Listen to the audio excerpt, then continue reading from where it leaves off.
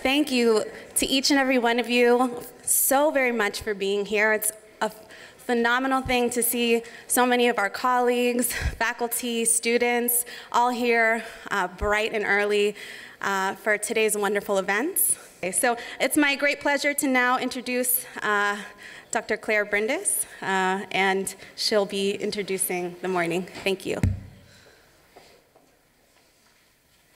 Thanks, Samantha. Good morning. I'm Claire Brandis, and I'm the director of the Philip R. Lee Institute for Health Policy Studies. And on behalf of ourselves and our university partners, represented by Chris Schaefer and his wonderful team, it's really our great honor to celebrate the monumental unveiling of this first ever Food Industry Documents Archive. For nearly 5 decades, our institute has demonstrated its leadership and commitment to improving the health of the public at the local, national, and global level. And this archive embodies our long-established history. We have an incredible amount of excitement in this room and support for today's event, and thanks to every one of you for coming. And thanks to our outstanding speakers who will also have come together to celebrate this incredible event. We have not only an audience here at UC San Francisco, but we have a global audience live streaming this event. And we have over 20 countries that are listening in and will be sending in their questions during our question and answer period. So when I think about this archive, I think of a very vibrant tapestry that's been created from many different threads throughout our community. The archive builds on the long-established history at UCSF of outstanding medical providers and researchers dedicated to caring and treating individuals who suffer with problems associated with obesity. But we also honor those who not only studying the underlying biology of disease, but those who study the psychological, the physical, and environmental factors that contribute to this devastating problem. Stellar individuals such as Nancy Adler and Alyssa Eppel, who created COAST, which stands for the Center for Obesity Assessment, Study, and Treatment. And my outstanding colleague, Laura Schmidt, who conceptualized and began sugarscience.org, a web-based, evidence-based source of scientific information and its impact on health. And the Sugar, Stress, Environment, and Weight Initiative, which has brought both Alyssa Eppel and Laura Schmidt together with leaders throughout the University of California system, working to support and encourage significant changes in our sister institutions. We've also been blessed by individuals such as Anisha Patel, who's a pediatrician who's gone far beyond the clinic walls to work directly in community settings, in daycare centers, schools, and really working to create policy at being able to have water as an alternative to sugar-sweetened beverages. There's Dean Schillinger, who has used poetry and rap to help educate and mobilize young people regarding the impact of diabetes in their underserved communities. But that would not have been enough. At UCSF, in fact, we have courageous leaders, truly the Sherlock Holmes of scientists, who continue to go upstream to better understand what are the root causes that contribute to our country's disease, such as Rob Lustig, who initially approached me, stressing the importance that public policy could play in shaping the public's perceptions regarding the toxicity of sugar. His collaboration with Laura Schmidt and many others, some of you in this room, led to significant and dramatic progress in the adoption of taxes on sugar-sweetened beverages in San Francisco, the Bay Area, and many countries throughout the globe. Now, while passing policy, public policy, is really a monumental step, it is the translation of policy into practice where we also have to make a difference. Thus, I salute the groundbreaking leaders who connected the dots regarding our responsibility to our patients and employees, and who have worked diligently in launching and studying our Healthy Beverage Initiative, an effort to align campus food and drink sales with the growing science about the negative impact of excess sugar consumption on metabolic disease and chronic disease, including heart disease. This archive was also shaped by an earlier visionary worker named Stan Glantz, who initially received a trove of secret tobacco industry documents and who partnered with our library to begin the Tobacco Industry Documents in 1994. That library not only represents a model for our archive, but Stan has played an instrumental role in our archive's development and early success. I'm also deeply grateful to Kristen Kerns, who you will hear from today, who first brought her scientific inquiry regarding the industry's practices to our attention, leading to the development of this archive. And this archive would have never come to life without the wonderful library team who prepared and processed the documents, including Mimi Klausner, Rachel Takeda, and Kate Tasker, among many others. Finally, I want to acknowledge Chancellor Sam Hawgood, Vice Chancellor Dan Lowenstein, and Dean Talmadge King of our School of Medicine, who have supported this project. Our public university continues to show such courage in opening the archives to the public, taking on industry influence, and its commitment to transparency. What you'll see today is that we have a full agenda with 3 interlocking pieces. First, we will focus on food politics, past to present. Then we'll focus on activating the archives, and you'll learn about how to use the archives. And then we will end with the future as we write it. You will be hearing from our speakers, each followed by a question and answer period, and encouraging our live stream community to also participate. We have deliberately made our introductions very short of our experts. I can assure you that we could spend the whole morning just telling you about the accolades of these wonderful individuals. So why is this day so monumental for us? This archive comes at an important time in history. Collectively, we're taking great strides to address the long-standing problem of industry influence on our health, food, and human rights. Yet many challenges remain, with multiple whack-a-mole efforts to eliminate or prevent the progress that has been made. We're helping to continue to galvanize a moment and a movement, and today you will have a special opportunity to hear 6 key leaders speak on the multidisciplinary approaches being taken to question evidence, hold our leaders and scientists accountable, and advocate for the health of our global community. The archives have been a critical part in this work and will be continuing for decades to come. So in closing my introductory remarks, I want to indicate that, as we know, especially at the Institute, data is powerful in creating the changes that we need for this world.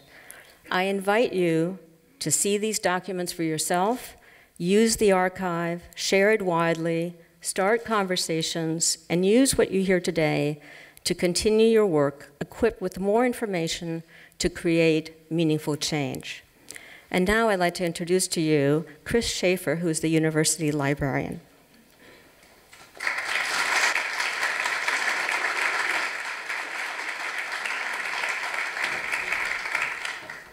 Hi, I'd like to thank all of you for coming here today. It's such a great honor for the UCSF Library and its many partners to be part of this wonderful endeavor.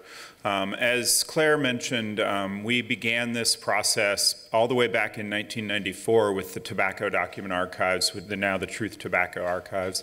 And we have been digitizing and indexing and making available materials that the industry and the companies that we're studying and that that are the subject of many of the researchers in this room have wanted to keep private, have wanted wanted to keep under wraps, have wanted to keep secret. And libraries are culture institutions, libraries are memory institutions, libraries are scholarly communication institutions. And we here at the UCSF Library are dedicated to the principles of open science, to the principles of transparency, to making materials available, keeping them available for the long haul. We're looking at the 100, 200,000 year future. And we want these documents to be available so that researchers, like many of the people in this room, so that lawyers and health policy makers and others can use them in order to actually influence policy. We recognize that the library's role of collecting and organizing scholarly information is not just for the joy of having a wonderful archive or having a collection of materials or having a lot of books on shelves.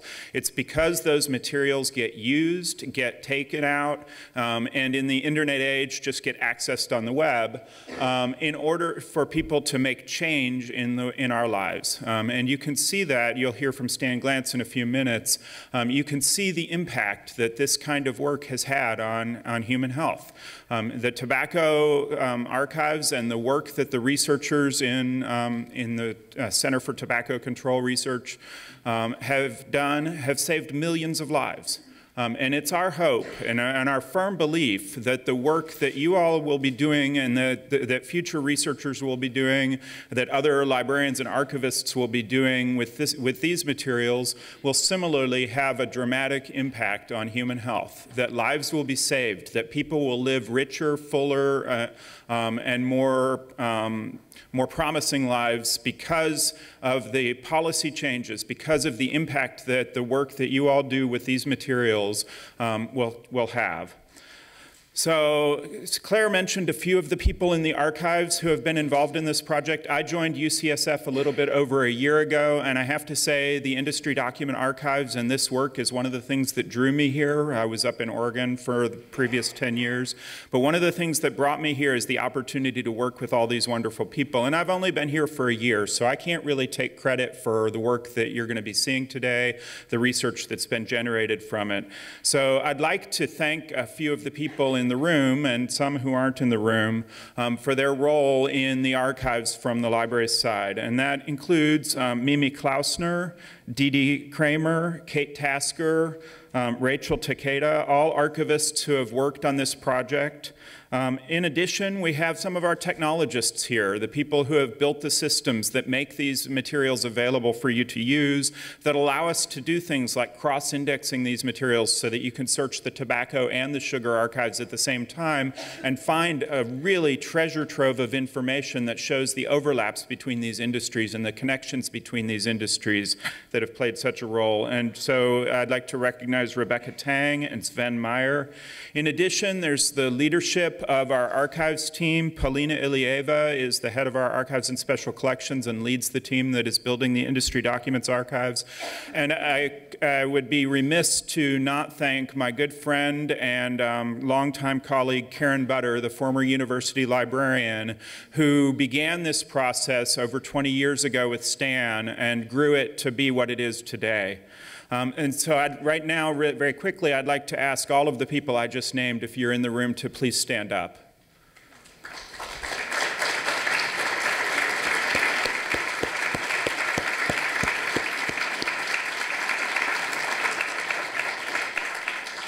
So in a little while, Rachel will be telling you about how you can use the archives, but one of the reasons I asked those people to stand up is so that those of you in the room who want to can buttonhole them during the breaks, can ask them questions, because as librarians and archivists and technologists, we're here to tell you that we want to help. We want to be part of this process. We're proud to be partners in this endeavor, and any of you who have any questions at all could approach me or any of the people that just stood up, and we'd be happy to help you understand how better to leverage these documents to really make change in the world.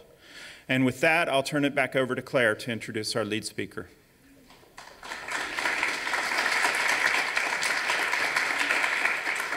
Thanks, Chris. So it's really an honor for me, and I'm going to model how short our introductions are going to be, to welcome home Maren Nestle, who will speak to you about Food Politics 2018, Food Industry Influence on Nutrition Research. She is going to speak about her 7th book, and we're so thrilled that you're here. Thank you.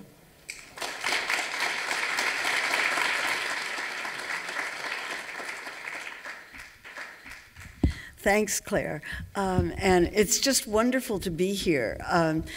For those of you who don't know me, I was an associate dean at the UCSF School of Medicine for 10 years in the 1970s. I consider it a former life, a previous incarnation. And it's really lovely to be back. It's especially lovely to be back at the Phil Lee Center because Phil Lee played a very, very important role in my life. I'm here today because of Phil Lee, and I do get to see him occasionally in New York.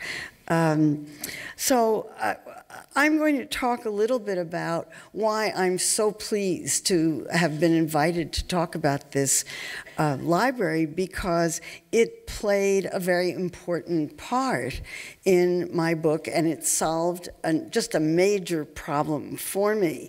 So this is actually my 10th book. It came out 2 weeks ago. It's brand new. You can still smell the ink on it.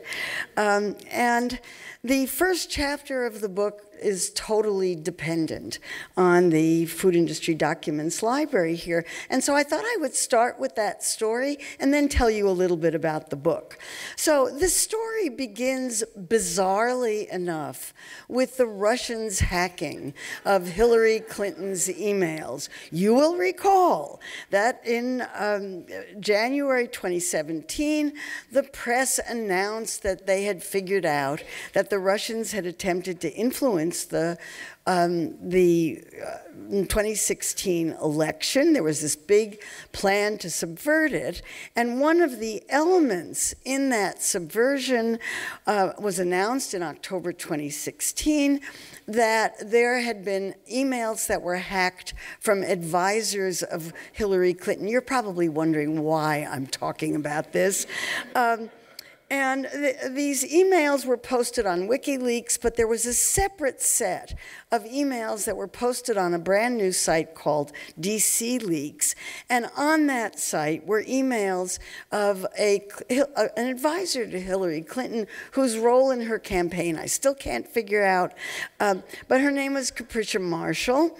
And her emails were posted on DC Leaks, and there were stories about how embarrassing they were because they came across as very elitist. And why I'm talking about this is because among these emails were a cache of a collection of emails between her and a vice president of Coca Cola, because while Capricia Marshall was working on Hillary Clinton's campaign, she was also consulting for Coca Cola and billing the company $7,000 a month for her services. We know that from the emails. Now, I heard about these emails in a complicated way. My book, Soda Politics, which is about the soda industry, had just come out, and I heard from 2 people about these emails because I'm in them. And that was a surprise. So I heard from Kyle Pfister, somebody I've never met, but who runs an organization called Ninjas for Health, whatever that means. And he put on his website about Coca-Cola's worldwide political strategy to kill soda taxes, and talked about the emails. And in the emails that he posted on his website was this one from a Coca-Cola executive saying, please find a summary of Maren Nestle's presentation at Sydney University. And it went on to talk about that. And I couldn't believe it. And then I remembered that in the beginning of 2016, I had been doing a fellowship at the University of Sydney with Lisa Bureau. Many of you may remember Lisa Bureau. She's a UCSF alum who's now at the University of Sydney. And I was working with her in her group in Sydney, and as part of what I was doing there, I gave a talk to the Nutrition Society of Australia, small group, and at that, just before I gave my talk, somebody came up and said, there's somebody from Coca Cola in the audience. Is that going to be a problem for you? And I said, of course not. My book, Soda Politics, had just come out. I assumed that there was somebody from Coca Cola in every talk I give, and you know who you are. I also heard from somebody else I didn't know, Russ Greene, who's a member of, who publishes on a website under the heading of the Russells, and he's involved with CrossFit, the exercise program. And he wrote me and said, you're in the emails, and published this blog post in which they talked about my work at Sydney. And what the email said was that they should be monitoring my activities while I was in Australia. They should monitor my conference presentations and who I talked to, and they also should monitor what Lisa Biro was doing there. And that led to a big story in the Sydney Morning Herald about Coca-Cola's secret plan to monitor Lisa Biro's work, with this terrific illustration that I truly love, truly love.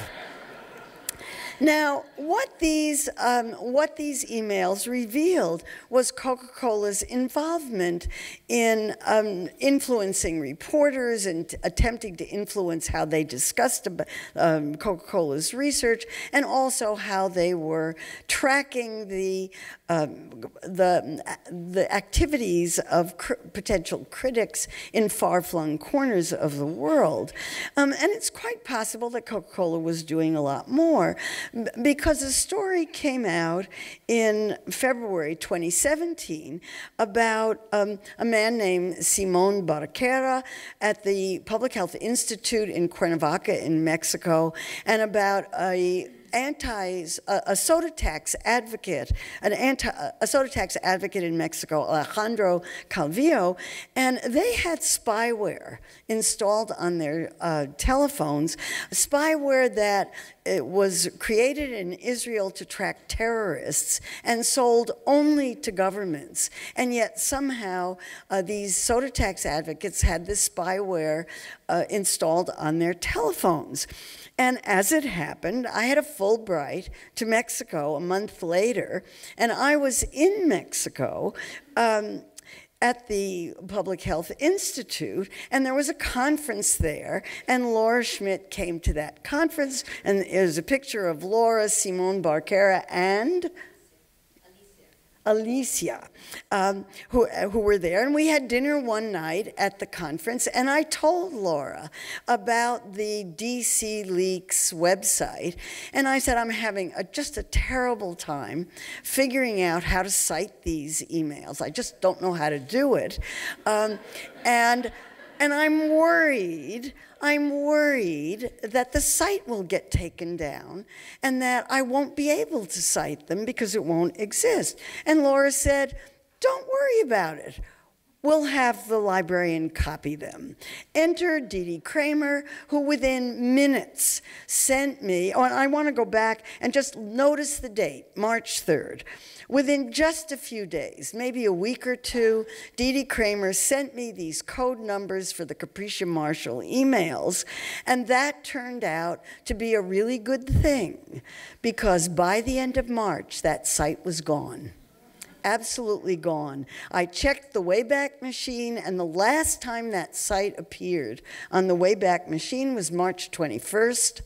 And there was an article about these websites in Fortune magazine. I wrote the writer and said, do you have any idea why the site was taken down? And this was his explanation, that the Russians saw no point in keeping it online. It had served its purpose. It did the damage. Leaving it there would only make it easier to do forensic studies during the Mueller investigation. So here they are at UCSF. Thank you to all of you.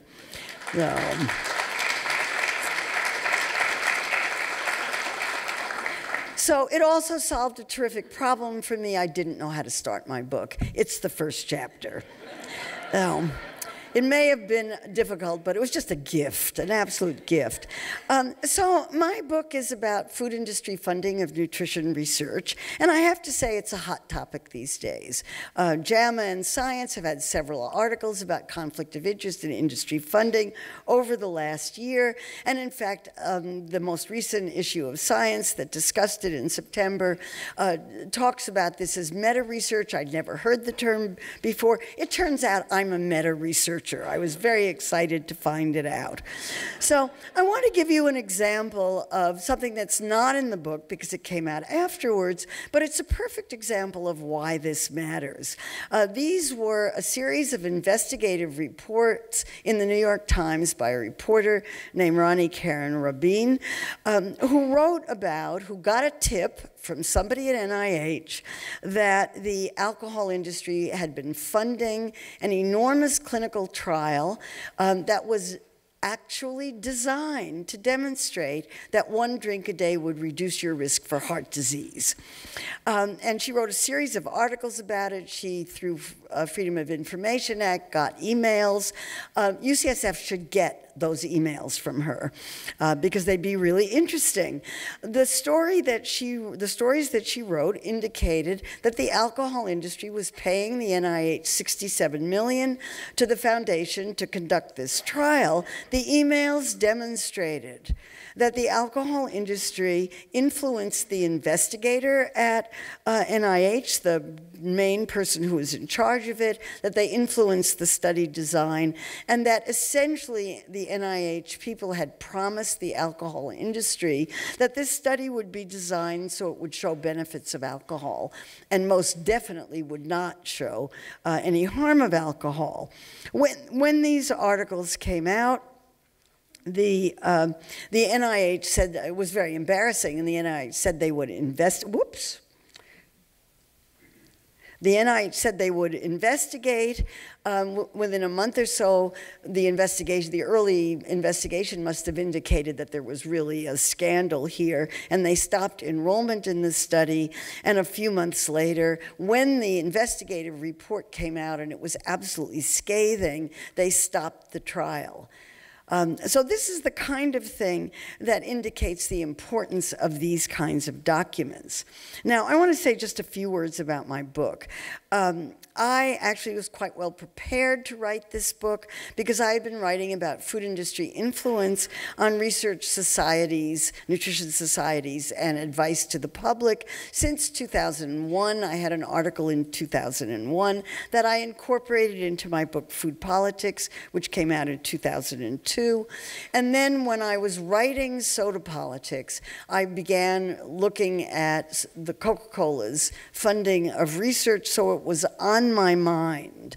And during the period that Soda Politics was in production, not yet out, I started running across so many food industry funded studies with results that were predictable from the funder that I started collecting them, and every time I had 5, I would post them on my blog. And I did that for a whole year. And during that year, I posted 168 studies that were industry funded. Of those, 156 came out with results that were favorable to the sponsor's interest. Only 12 were unfavorable. Okay, this is a convenient sample. It's not very systematic. But it certainly was in the direction of a lot of research that's been published that I'll tell you about. And it was, and there were some interesting findings from it. For one thing, lots and lots and lots of food companies fund research. I talk about Coca Cola a lot because Coca Cola got caught, but lots and lots of companies fund research that comes out with results that they can use in marketing. I'll give you a recent example that is not in the book because it came out more recently. I just loved this. Mangoes are better for constipation than fiber supplements. So my question when I see studies like this is, who paid for this? Bingo, the National Mango Board. And I have to tell you, my current favorite was sent to me yesterday by a former student of mine. This is something in a journal called Scientific Reports. If you drink beer, it prevents symptoms of Alzheimer's. Yay! And these were Japanese investigators, and 5 of the 6 investigators work for the Kirin Brewing Company. What a coincidence. But what really got me started on this book, and I can mark the day on which I decided that I was going to be writing this book, was the day that Anna Had O'Connor, who's speaking this morning, published a report in the New York Times that Coca Cola was funding a group called the Global Energy Balance Network, who were investigators who were arguing that exercise is more important than what you eat or drink in obesity, something that is contrary to most research.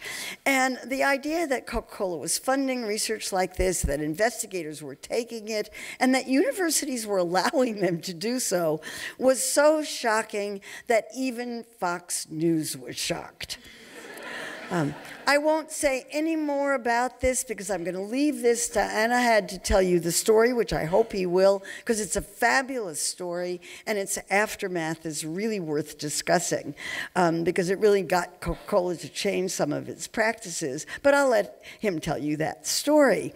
I'm just going to tell you what I did with the book. I got started on it right away, and I began by reading drug industry, studies of drug industry funding, and here we go back to Phil Lee again. The book on the far left was a book published by Phil Lee and Alan Silverman in 1974. It was one of the first books on drug industry funding of research and practice that indicated what an enormous influence this funding had, and since then, there have been libraries of books on drug industry funding up to, and journals and magazines, thousands of studies, uncountable numbers of studies. And these studies tend to show the same kinds of results. They show that sponsored research almost invariably favors the sponsor's interests. What a coincidence. That the influence of gifts is absolutely there. Larger gifts have a more important effect than small gifts, but even a gift as small as a pen and a pad of paper with a logo on it for a drug, or a meal as little as $13 is enough to change prescription practices. This influence is unconscious, unintentional, and unrecognized, largely. The recipients of the gifts don't realize that it influences them, and they deny the influence. The justifications for taking industry money are largely invalid. Disclosure is necessary, but doesn't take care of the problem. And policies for managing conflicts of interest are absolutely essential. So I was interested in to find out how that kind of overwhelming body of research affected food and nutrition research. And here I had a much smaller database to work with. I was able to find precisely 11 studies between 2003 and 2018 that examined the funding effect of the effect of industry funding on health. And these studies varied in the product, although half of them dealt with sugar-sweetened beverages. They varied in the health outcome that they were looking at, the methods, and so forth. But in general, they support what was learned from drug industry funding. They favor the sponsor, they skew the research question, and they put a positive spin on results. Here again, we thank Lisa Biro and her group for the extraordinary work that they're doing on this aspect. They just had a paper come out on the influence of industry sponsorship on the research agenda, which is where most of the biases show up. There's a big difference between asking for research proposals. Please give us research proposals that will demonstrate the benefits of yogurt, grapes, pecans on health. There's a big difference between asking that question and asking what effect will grapes, yogurt, and pecans have on health. These studies that are funded by industry tend to require proposals that will look for benefits. So industry funding has consequences. It raises risks for the biased research agenda, results, and interpretations. It distorts dietary advice, and it induces loss of trust among the public. There are also personal risks such as the things for researchers and opportunity costs. You don't get invited to be on prestigious committees. You appear sold out. And there are personal risks for advocates, like being spied on.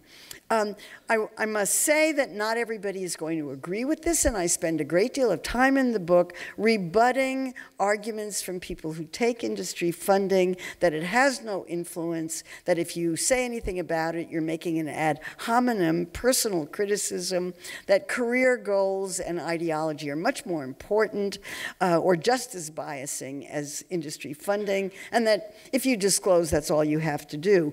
There's a huge body of literature to dispute those. But nutrition research is under attack these days from many, many sources.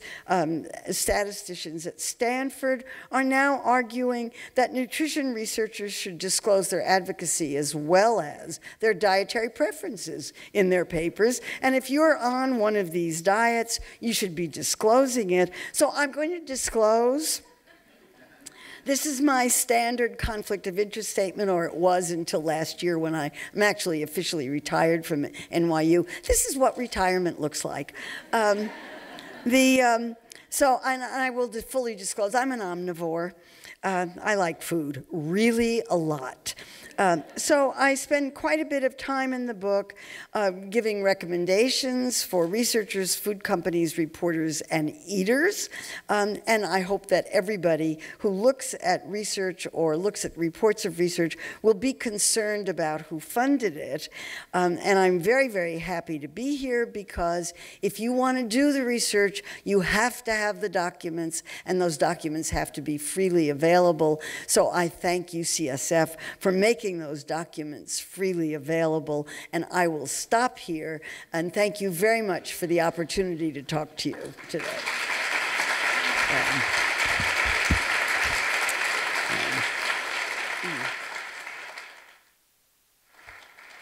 Thanks, Maren, for an awesome talk. We have some time for Q&A, and we have individuals walking around with mics, so if you hold up your hand, they will approach you, and we'll start on the left with our friend Dean. Hi, Marian. Dean Schillinger. Thanks for coming. Oh, I've never met you. No, I'm so excited. You interviewed me for a job, but that's okay. You'll have to remind me. I didn't take the job.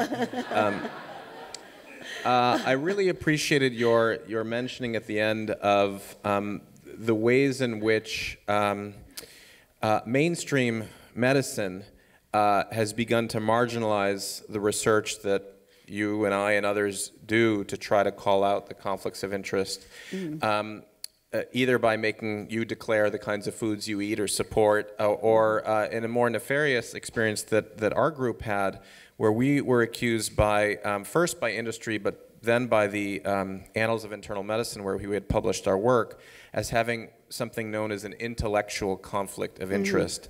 And this construct of intellectual conflict of interest has begun to grow quite and accelerate in mainstream journals and professional societies. And I'd love you to comment, and as you said, the accusations that these intellectual conflicts of interest are as powerful as the multi-billion-dollar conflicts of interest that the industry faces. That's the claim that they make. And I'd love you to comment on what this means and what the ethical response to such, we certainly have biases, but does it rise to a conflict of interest, and what should we do about it? I discuss this at length in the book, and here again I thank Lisa Bureau, because her group has published a series of articles on exactly this question. Sorry, did you want to say something? Okay. I think there's a really big difference between industry funding and intellectual conflicts of interest, or ideological or dietary conflicts of interest. And Everybody who does research, no exceptions, wants to prove a hypothesis. You can't do science without wanting to prove your hypothesis. So yes, there are going to be biases built into any kind of design of research questions, but across the spectrum of research, those biases are going to be different. They're going to depend on the individual researcher. Many of the biases will be inherent and obvious from the way the research question is framed and from the kind of question that's being asked. That's different from industry funding, because industry funding, the results of the studies, whether consciously or unconsciously, come out favorable to the sponsor's interest. And industry funding is not intrinsic to the research process. You can do research without industry funding. You can get funding elsewhere, or you can do what I do and do research that doesn't require any funding. So I think there's a big difference. And the attack on the idea that industry funding is a problem is very disturbing. There are now scientific journals that require you to declare your ideological conflicts of interest. I think this is a very, very bad idea, and they shouldn't be doing it. Nature is doing this, I think, and they shouldn't be doing it. So I completely agree. This looks like an attack on concerns about industry funding, and I think everybody should be pushing back on it. So Rob, would you like to go next? Marion, I enjoyed the book tremendously. Thank you. I enjoy yours. Wait till the next one. You may not enjoy it so much.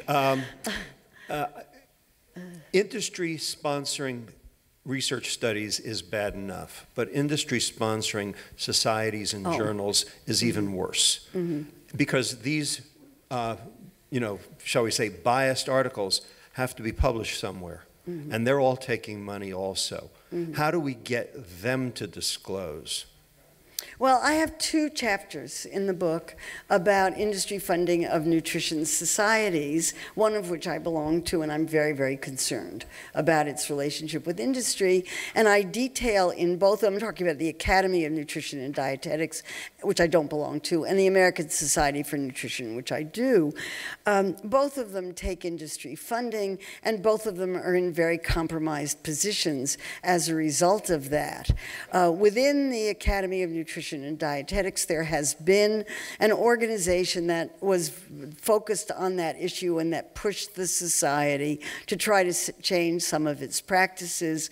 My colleagues who went to the most recent Academy meeting said that the expo, the exhibit of products and all of that, was much more subdued than it had been in previous years, and the only one that really got their attention was the Sugar Association, which is still exhibiting at that place. The American Society for Nutrition is more complicated because most of the leaders of the organization, the editors of the journals, the people who win prizes are people who are taking industry money and deny that it has any effect on what they do. Science is their argument, and the industry funding doesn't affect what they do, despite the empirical observation that it absolutely does affect what they do. So they have had, because of pressure from within the organization, a trust committee that met for a couple of years and is supposed to come out with a report any day now, in which this committee was looking at the whole question of industry funding and trying to figure out how the society should deal with it. I don't know what the report says. I've been unable to get anybody to leak it to me, not for lack of trying. But they announced at the last meeting that it looked like the committee was split between people on the committee who thought that the society should take no food industry money at all, and those who thought the society should take the money but set up some kind of framework for managing it. I discuss frameworks for managing it a lot in the book. I don't have an easy solution to the problem. But at least I'm hoping that the book will get them to worry about it a little bit more. That would be nice. We have time for a couple more questions. Why don't we go on that side? Hi, Marion. It's Daphne. Hi. So thank you so much. Wonderful talk. It's really impossible to do whole food research without funding from special interest groups. And avocados, we can all agree, are a little bit different from Coca Cola. For example, there was a recent study at Stanford looking at raw milk and its impact on digestive issues, and they needed to take money both from the raw milk special interest and also from philanthropists. What do you propose to do whole food research? Because there really is not a funding stream for that. Well, I would ask the question, why do you want to do it? I know why the food companies want to do it. They want you to eat avocados instead of some other food. But the basis of healthy diets is eating a wide variety of unprocessed foods of all types. Of unprocessed food. Why would you want, and I don't believe in superfoods. I think all fruits and vegetables have benefits, and the only reason for doing this kind of food, this kind of research, is to do it for marketing purposes. One food isn't going to make any difference, or make very much difference, or a measurable difference in a diet that includes many, many different kinds of healthy or unhealthy foods.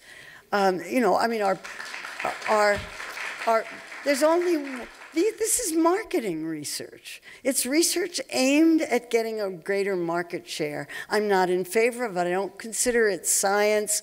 And Corinna Hawkes in Europe said, this kind of research should be published in the Journal of Industry-Funded Research. So, one more? Yes? Claire, one more? There's a hand up right here. I don't know how you want to do this. Just a quick question. In reading tobacco industry documents, it was clear, of course, Philip Morris fund stuff, but there were some cases that were surprising. So I'm not surprised to hear Coca Cola. Who surprised you the most that you found in your research? I was surprised by the enormity of the companies that were involved in funding research to try to get marketing advantages. That really amazed me. I had no idea that there were so many. Read the book. It's fun. Thank you very much. Thank you.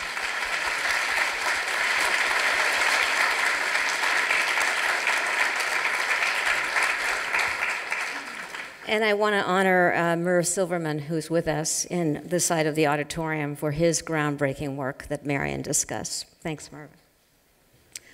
So now I'd like to turn our attention to the next chapter of our journey, which has to do with how the tobacco documents transform tobacco control and how the food documents will have an impact. And Stan Glantz was who's a distinguished professor at UC San Francisco, will give you that story. Thank you. Stan.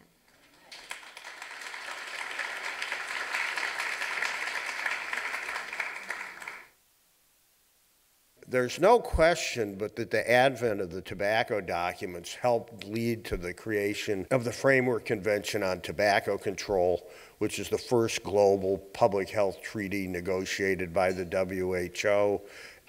All but about 5 countries in the world have ratified it. Of course, we haven't. But it's detectably reduced cigarette consumption around the world. And in the debates to get the FCT passed and the debates to implement the FCTC, the documents have played a hugely important role in changing the way policymakers think about these issues. And in fact, a very important provision in the FCTC, which Stella Bialos, who I think is here, what's that important provision? Article 5.3. Stella lives and breathes and sleeps and dreams about Article 5.3. It says essentially that the tobacco companies should not play any formal role beyond their role as citizens in the policy-making process, and that the policy-making process needs to be insulated from industry influence. And I think that the work with the sugar documents or the food documents is already beginning to have those effects. And I'm very pleased and excited that UCSF is doing this. I want to just second what Chris said, is it's a really unique role that we're playing here. No other university that I know of has been willing to stand up to industries in this manner. And the university got sued twice over this, thanks to the work we're doing, and we won twice. And it just shows that if you stand up to bullies, you can, with a little help, beat them. Thank you.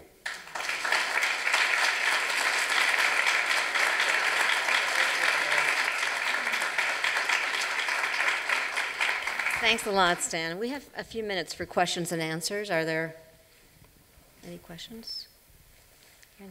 There's a mic coming your way. Because the archives are a welcome place for some preferably hidden documents, have the archives, or might they well become an attractive place for me as a whistleblower to deliver you a box and say, I think you want to know this? Sure.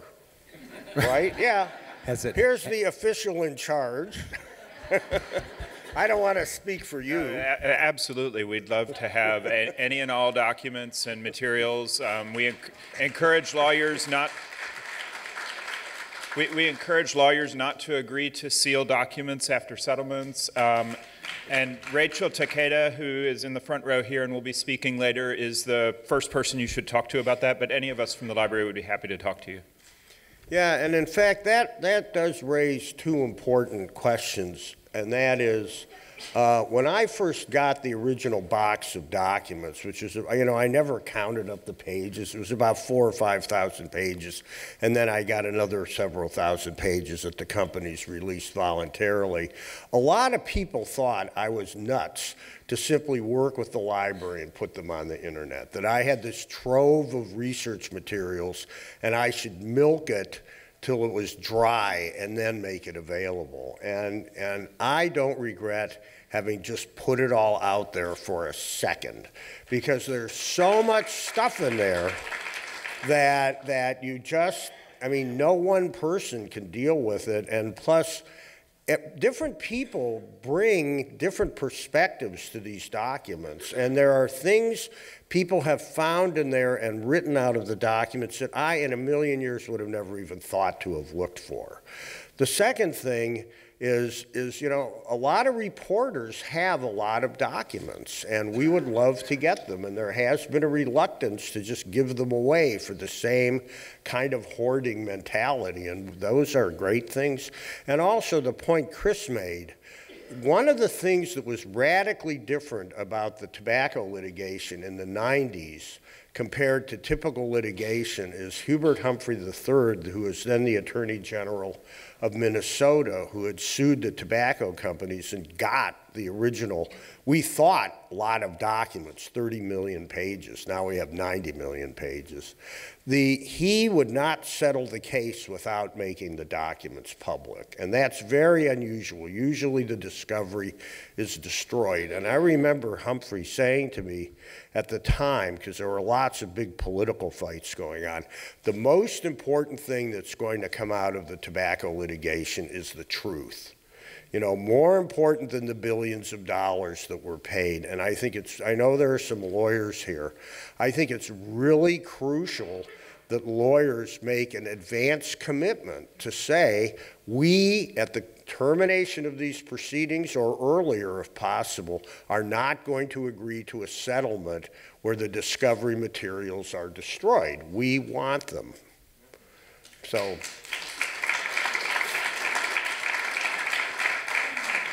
Another question? We have the mics. I would love if you would comment also on the use of the archives for training. Oh, is there a question? Oh, yeah, sorry, Stan. It's very hard to see because of the lights. All right. Oh. Go ahead. So just a question, you talked about keeping industry out of the policymaking process. But you know, this year we saw the sugar industry do this sort of kamikaze proposition threat to get the soda taxes stripped out. Right. So clearly we're not anywhere near that. What do you see are steps that the research community can be doing to keep decision making from going that route again? Okay, well, there's two, and again, if you want to learn all about Article 5.3, I'm sure Stella would be glad to give a 7-hour lecture about it. But what 5.3 says, it's about the legislative and regulatory process. You know, these companies are citizens too. They have a right to make public comments. They have a right to testify. They have a right to lobby. But they should not be represented on decision-making committees. They should not be involved in the behind-the-scenes negotiations in the writing of legislation and regulations. That's what 5.3 says. They should not be, like the FDA Tobacco Products Scientific Advisory Committee has 3 industry representatives on it by law. That's a violation of Article 5.3. In terms of dealing with the political battles, like the sugar industry pulled here and getting preemption, I think that's just a political fight people need to duke out.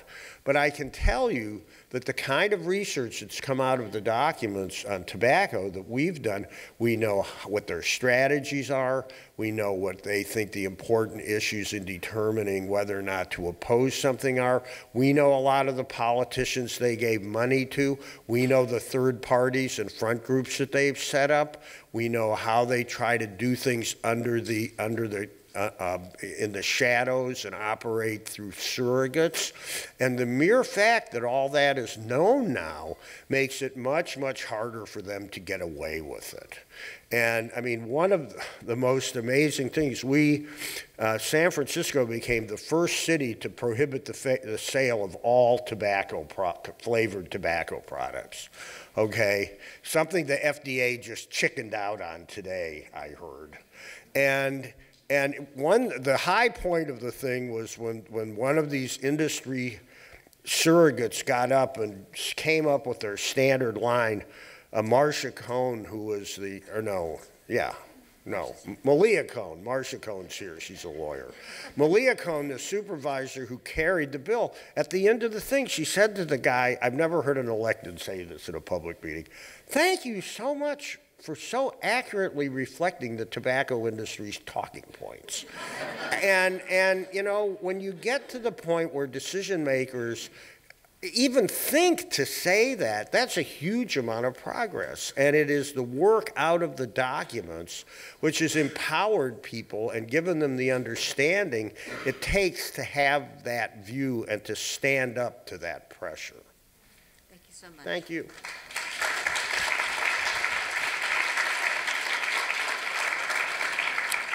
Now we're going to pivot to the archive and the work that Kristen Kerns, who's an assistant professor in the School of Dentistry and at the Institute for Health Policy Studies, who will share with you her journey in the discovery of documents.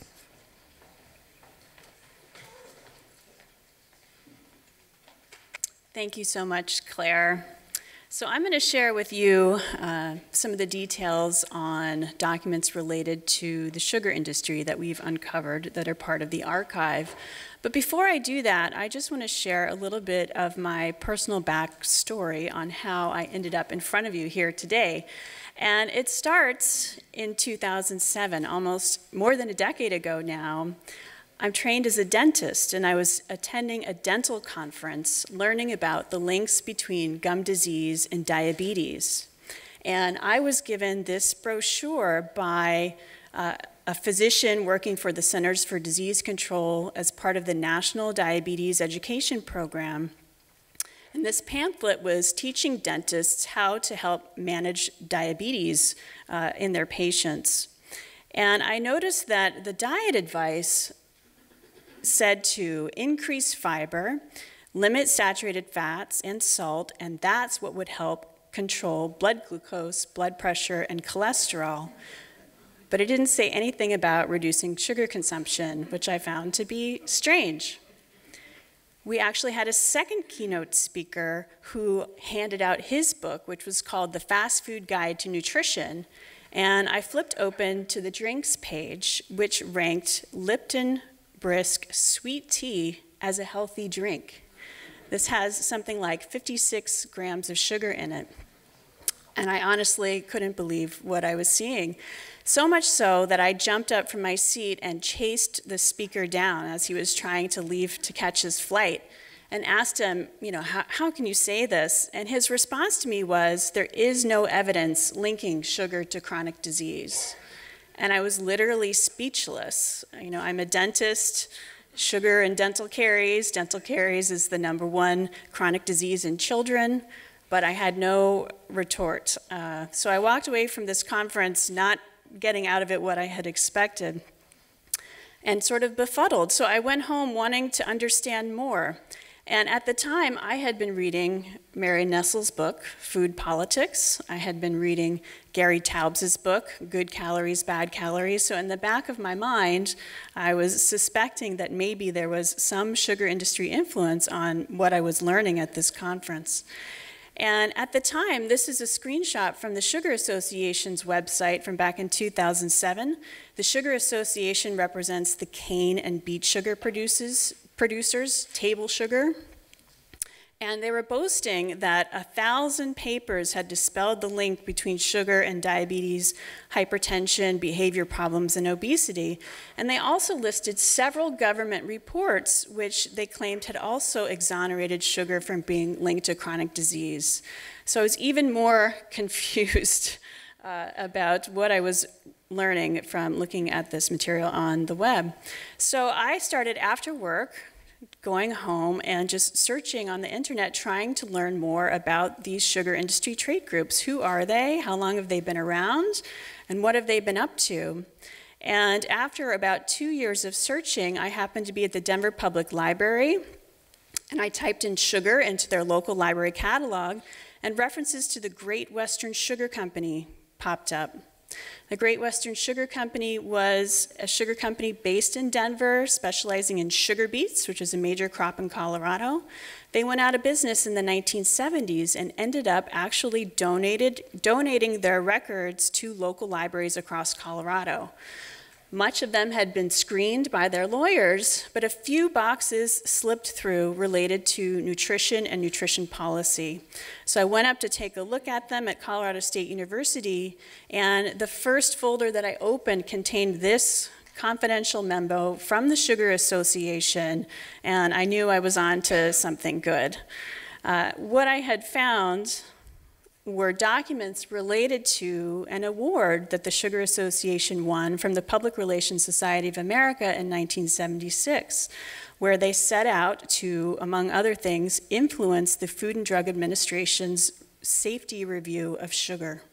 And I wrote about this teaming up with Gary Taubes in Mother Jones back in 2012. Here's a copy of that FDA report that they set out to influence.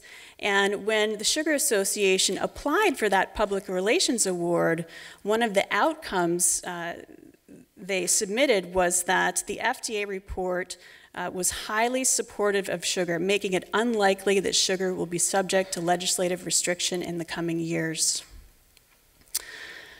While writing this paper, I started locating some additional sources. So the first one was in Colorado, the Great Western Sugar Company. Clues from the material in that archive led me to the University of Illinois. Roger Adams, who was a chemist, worked as a scientific advisor to the Sugar Association in the 1950s. The University of Florida has a major collection from Cuban sugar companies with a lot of material related to the Sugar Association. Material at Harvard. There's actually Coca Cola files at Emory, et cetera. So when I came to UCSF, I had located quite a bit of material across the country. And just to give you some historical perspective on the Sugar Association, they actually got their start in 1943. They were originally known as the Sugar Research Foundation, and they evolved in certain ways to become now the Sugar Association based in the US and the World Sugar Research Organization, which is based in London and represents the global sugar industry. And one thing I want to point out is the date 1943, because as Stan and his clip from Merchants of Doubt just showed, the tobacco industry really got their start working with public relations firms in the 1950s. So the sugar industry was up to some similar tactics going back to the 1940s, which is earlier than the tobacco industry. And as a matter of fact, I was able to find a document in the Tobacco Industry Documents Library about the Sugar Research Foundation. And this is a picture of Robert Hockett, who was the first scientific director of the Sugar Research Foundation. And in 1954, actually the day that the tobacco industry announced they were forming their Tobacco Industry Research Committee that was run by Hill and Knowlton, Dr. Hockett wrote a letter to the tobacco industry, and he told them that he had organized and directed research projects in medical schools, hospitals, universities, and colleges which had exonerated sugar of most of the charges that had been laid against it. And he told the tobacco industry that the challenge of the present situation to the cigarette industry is so similar to that which I helped the sugar industry to meet that I'm tempted now to suggest that my experience and background may be useful. And in fact, the tobacco industry did hire him, and he went on to become the assistant scientific director of the Tobacco Industry Research Committee. So I'm just going to share with you a few of our papers, and just quickly with some highlights that working together with Stan Glantz and Laura Schmidt. So the Sugar Research Foundation funded over 300 research projects between 1945 and 1974, and we've written about 3 of them so far, so there are a lot more out there to be uncovered and written about. And so this study looked at the first heart disease research project the Sugar Research Foundation funded in the 1960s. They funded Harvard researchers. They set the study objectives, referencing what Dr. Nestle was talking about. And this was a review of all of the evidence that was emerging linking sugar to coronary heart disease and influence on cholesterol levels and triglyceride levels in the blood. And so this review really cast doubt on this new emerging evidence linking sugar to heart disease. And meanwhile, they also overstated the certainty of the evidence linking saturated fat to coronary heart disease. Another example has to do with agenda setting research priorities. We wrote a paper looking at the Sugar Research Foundation's influence at our National Institute of Dental Research, which is what it was called at the time. They launched a program in the 1970s that was supposed to end tooth decay within a generation, and we found that the sugar industry had significant influence over their research priorities and were successful at helping to focus research on non-dietary interventions for tooth decay, things like developing an enzyme that you could add to toothpaste or foods that would break up the plaque on your teeth rather than having to reduce sugar consumption. And a third example, looking at another heart disease research project that the sugar industry funded. This time it was an animal research study. Even though they had discredited the value of animal research, the sugar industry was actually funding their own animal research, looking at the effects of sugar on heart disease. And they did this study in the 1960s that proved to them that the bacteria in the gut actually has a connection between consuming sugar and then elevating your triglyceride levels in the blood. And they also found that sucrose elevated an enzyme that had been linked to bladder cancer at the time. However, instead of publishing this data, they ended funding for the study, and the results were never published. And we believe that had these results been published at the time, it would have strengthened the case in the 1960s that sugar was linked to coronary heart disease, and it would have been likely that the FDA might have scrutinized sucrose as a potential carcinogen. While I was working on these papers, I was also exploring additional archives and looking for more documents. So expanding beyond the collections that I'd found before I came to UCSF, now it's over 20 different collections spread out all over the country, including actually Vancouver, BC. And really, we've just been looking in the US. I think if we started to look globally, we'd find quite a few more. The types of documents, what types of sources these are. So I mentioned the Great Western Sugar Company. Several of them are old sugar company records that end up in libraries. It's quite surprising, but they do exist. But also, these documents come from researchers in many cases who were consulting for the industry, and their areas of expertise might have been chemistry, nutrition science, food technology, agricultural science, but we also have some material from consumer groups as well, which provides context on regulation and legislation looking historically. And then to give you an idea of some of the companies beyond the Sugar Association that you might find mentioned in the documents, Coca Cola, Pepsi, General Foods, General Mills, Nabisco, Hershey are names that pop up in this material. There are also many other trade groups beyond the Sugar Association, so the International Life Sciences Institute. The American Beverage Association used to be called the National Soft Drink Association, so there's material in there related to them, as well as the National Confectioners Association. And some of the themes I think we'll find having to do with legislation and regulation specific to foods and food additives, as well as dietary supplements, probably on agricultural chemicals, labor, trade, and advertising and marketing issues, as well as industry tactics to influence public opinion, how they've used the media, set out to persuade health opinion leaders, sugar-using industries, meaning Coca Cola, who has a choice on using sucrose or high fructose corn syrup or other sweeteners, as well as the consuming public. And just looking towards the future, I think we've really only begun to scratch the surface on the material that's out there to learn about industry tactics. As was already mentioned, a whistleblower or a new lawsuit coming forward with more current documents, but there are also many more archives out there to be found. This is actually a picture of a collection at Vanderbilt University from Nevin Scrimshaw, a key nutritionist with many years of experience. And this is a collection that's just sitting there in their basement that has yet to be processed. So they let me look through it, and it was very exciting to look at it, but it's going to be a long time before they actually process this. But I do wonder how many more file cabinets and how many more basements are there out there to find this material. With that, thank you very much.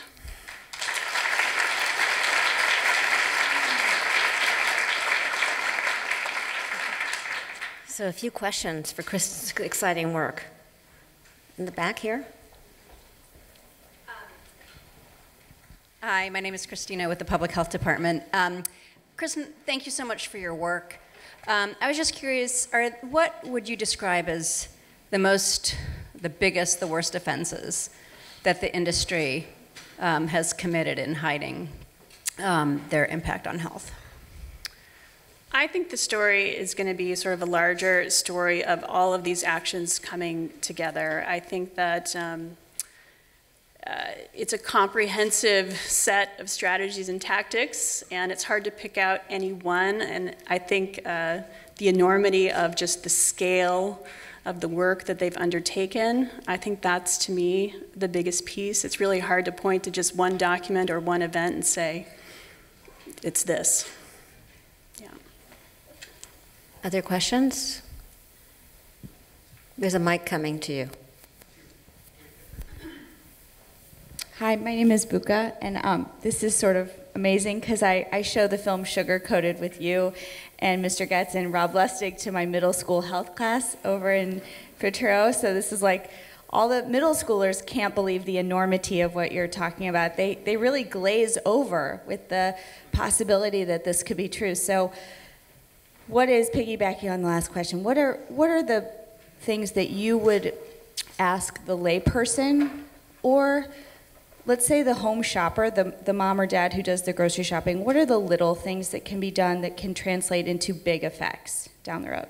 Thank you. Well, I think participating and commenting on policies and as they come available. So for instance, the Food and Drug Administration adding the line on added sugars on packaged food products. I think this is an important thing for the everyday average consumer to be able to understand how much added sugar is actually in a product. And this is being held up, it's been delayed. And so putting pressure, commenting as a citizen that you feel that this is an important thing that needs to be implemented, I think that that could be an important action to take as one example. But then getting involved, other methods to reduce sugar consumption are being proposed at the state, local, federal level, and becoming an active participant is one way. There's one question in the back. Hi, Chris. I don't want the end of your story to go bad. So as you detail your success in finding these documents, isn't there a risk that they're going to be working at destroying them as quickly as possible? You mean other documents out there in the world? Yeah. I suppose that could be a risk, but perhaps Chris might be able to speak to this more than me, but I think libraries in general work very hard to maintain those documents to be available to the public once they are in libraries. So hopefully... So are they safe where they're at? In a library, there's no risk that somebody can convince the very young librarian who doesn't know what those dirty boxes are that, well, let me carry them off for you. I'm going to let Chris chime in on that one. Yeah, so graduate degree trained librarians and archivists presumably have been inculcated in the culture of librarianship and and the profession of archives to not make those mistakes. In large part, especially at larger academic institutions like Vanderbilt or UCSF, I don't see this as a worry. I really think that there are collection development policies and retention schedules and things like that that protect against this kind of thing. Now that said, there are, for example, small nonprofits might have an archive, or the documents that we seek might be in someone's house where their father was a researcher and it's in their garage, and those things are subject to potential loss. So we encourage people to transfer those kinds of materials to professional archives as much as possible, as quickly as possible, so that they can be preserved for the future, for future generations. We have time for one or two more questions in the back here.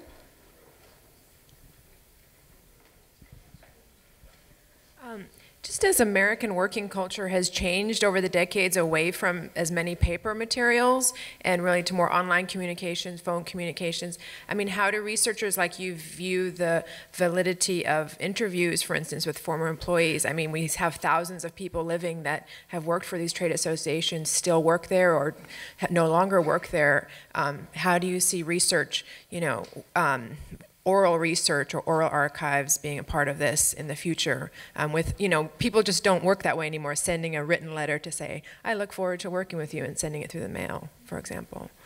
Yeah, I think that oral histories are a key piece as well. I think anything that can add to the story, being able to use multiple sources beyond just textual documents is going to make the research a richer endeavor. So I think that's certainly important. I know that libraries are adapting now to our new styles of working and looking at ways to continue to archive current material, but thankfully that's not something that I have to worry about. That's their job. But it is a concern, and it is a different way of working going forward. Time for one more question, maybe on this side.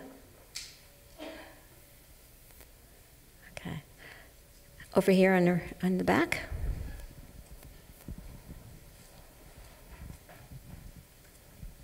Hi, my name is Zach. I was wondering that sugar-using industries like the American Beverage Association, as they've have this commitment to reducing sugar in their drinks, and they know that the tide of public opinion is against them. It seems like they're going to move more towards these artificial sweeteners, which may be just as harmful or even more. I was wondering what sorts of what you found related to like these sucralose, aspartame in these documents? That's a great question. I think there's actually going to be quite a bit of material related to artificial sweeteners in these documents. From the sugar industry side of the story, they've sponsored a lot of research trying to discredit the therapeutic value of artificial sweeteners. They've tried to link artificial sweeteners to hazardous health effects. As well, the artificial sweetener industry has sponsored their own studies. So who do you believe?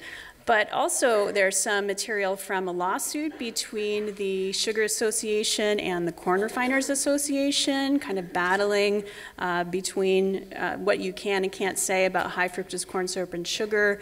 And the Sugar Association has also, I believe, sued Splenda for some of their language around sucralose. So yes, there's some material in there for sure.